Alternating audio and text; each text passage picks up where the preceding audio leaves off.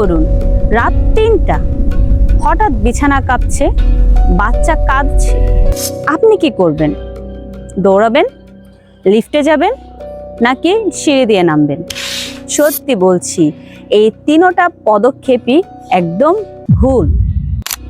ঢাকায় যদি কোনোভাবে ৬ বা ৭ মাত্রার ভূমিকম্প হয়, তাহলে হাজার হাজার ভবন ধ্বংস হবে, হাসপাতাল অচল হয়ে যাবে, আর উদ্ধারকর্মী অপ্রতুল। ভূমিকম্প কোনো দলীয় পরিচয় দেখে আসে না। ধ্বংসস্তূপের নিচে মন্ত্রী, ব্যবসায়ী আর রিক্সা চালক সবার চিৎকারের ভাষা একই হবে, আর তা হলো বেঁচে থাকার আকুতি। আমরা কি শুধু আশা করেই বসে আছি বা বসে থাকবো? নিজেকে একবার প্রশ্ন করুন।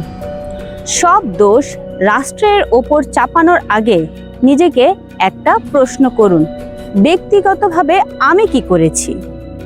সরকারকে দোষ দেওয়া সহজ, কিন্তু আজ নিজেকে জিজ্ঞেস করুন, আপনার পরিবার কি জানে এই ভূমিকম্প হলে কোথায় যেতে হবে? ঘরে কি টর্চ, পানি, ওষুধের মজুদ আছে?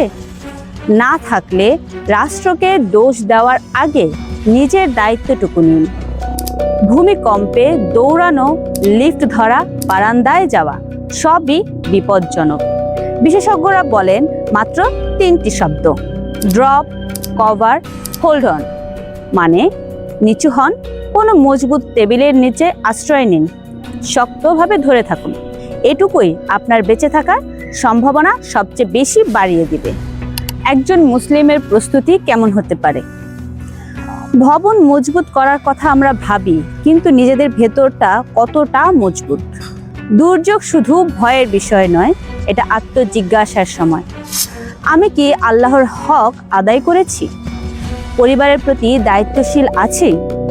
তওবা, দোয়া, প্রস্তুতি, এই 3টি একসাথে থাকলে একজন মুমিনের শক্তি পূর্ণ থাকে।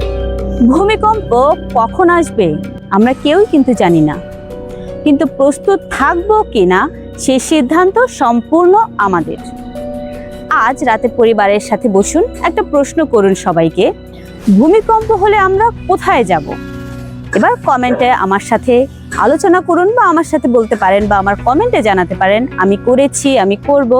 দেখি কে কার ফ্যামিলির কাছ থেকে কেমন পজিটিভ ফিডব্যাক পান। সচেতন আমরা থাকবো, সচেতন হব, আশেপাশের সবাইকেও সচেতন করব। ধন্যবাদ।